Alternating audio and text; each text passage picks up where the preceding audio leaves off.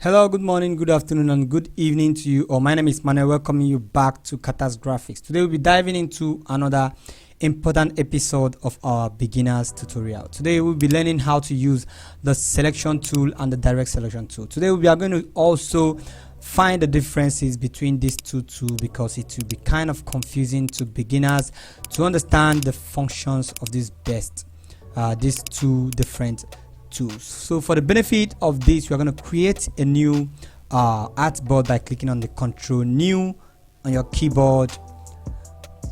For me, I basically like using my custom width and custom height, which is 2000 times 2000 points. Okay, you can also select from the already existing or created templates here to start your work with, but for me, I like using my custom square for tutorials. So I create. So now we have a square here. We are going to make some simple drawings so we can learn how to use these tools for work. Okay, so we're gonna draw a star. Simple. So to make the dominant color in the middle become black, so we understand what actually we are doing, we are going to replace this dominant by clicking on this swap fill and stroke button. See, it replaces the dominant color with the stroke.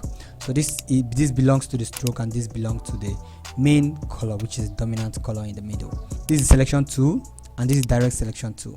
Very good. So now we have the direct selection tool, which I usually call the move tool.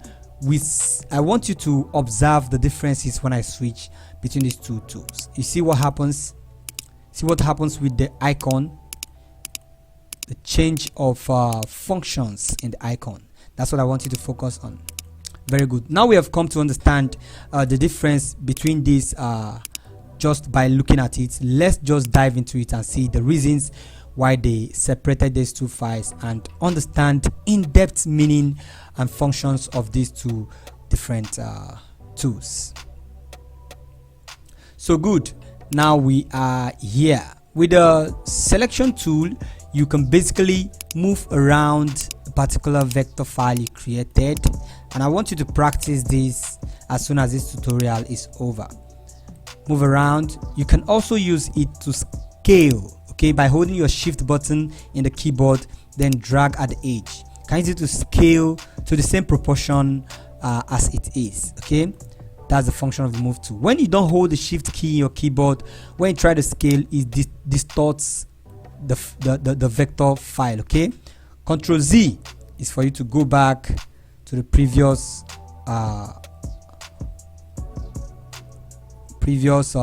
format the file have been in. So with that being understood, we will use the shift key to resize this function of the selection tool. We can also use it to rotate a file, and we can also use it to move a file. So that's simply the function of the selection tool. Okay, now we move right down to the direct selection tool. Direct selection tool deals more with anchor points. And what's an anchor point? This is an anchor point. When you click on this edge, you drag to the next edge, you click on it, you see anchor, you drag to the next edge, you click on it. All those dots we are creating are called the anchor points until we join it with the last one. Okay, why is this an anchor point? When you select the curvature tool, you can use the curvature tool to justify the anchor points. You can use it to move it around as you like. Okay, or you can also use it to create a new anchor point. When a new anchor point is created, if you double click, it gives it a sharp edge move. When you double click again, it gives it a soft edge move. So let's say, for instance, this anchor point you have created, you double click on it, it gives it a soft edge move. Soft edge, and so on and so forth. Okay, so that's just the difference function of these two. So let's move back to what we are about explaining before we got distracted by the curvature tool and the anchor points, blah blah blah. So with the direct selection tool, you can move around just like the selection tool. You can move a vector file around, but you can't rotate the vector file. See, you can't rotate this like this, and you can't scale it also.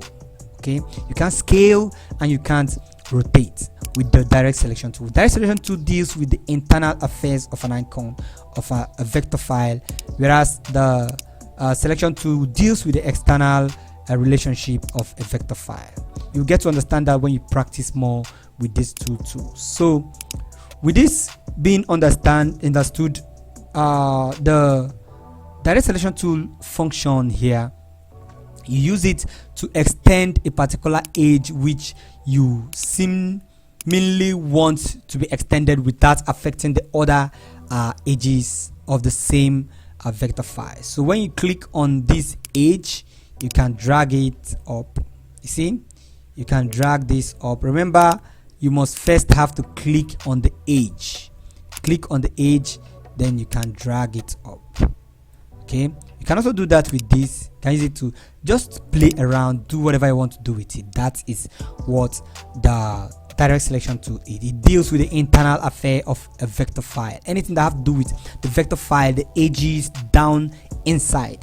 But anything that have to do with the vector file, the edges outside, is the selection tool. But both of them hold one function, which is moving around a vector file as you like. Okay, so that is pretty it. That's a function of the selection tool and the direct selection tool. Very simple. So if you play around with this, you can just send me a video in the comment section below, or if you have a contact directly to me, send to me. Or if you are finding difficult in any part of this tutorial that we just made, finding any part of it difficult, just let me know in the comment section below, or send me a direct message. I will guide you on how to make corrections on that. Thank you for watching this episode of New Beginners on the selection tool and direct selection tool. And finally, in summary, the direct selection tool have to do with the anchor point, and the selection tool have to do with the movement and the reshaping of a vector file. Thank you for watching. Once again, this is Manuel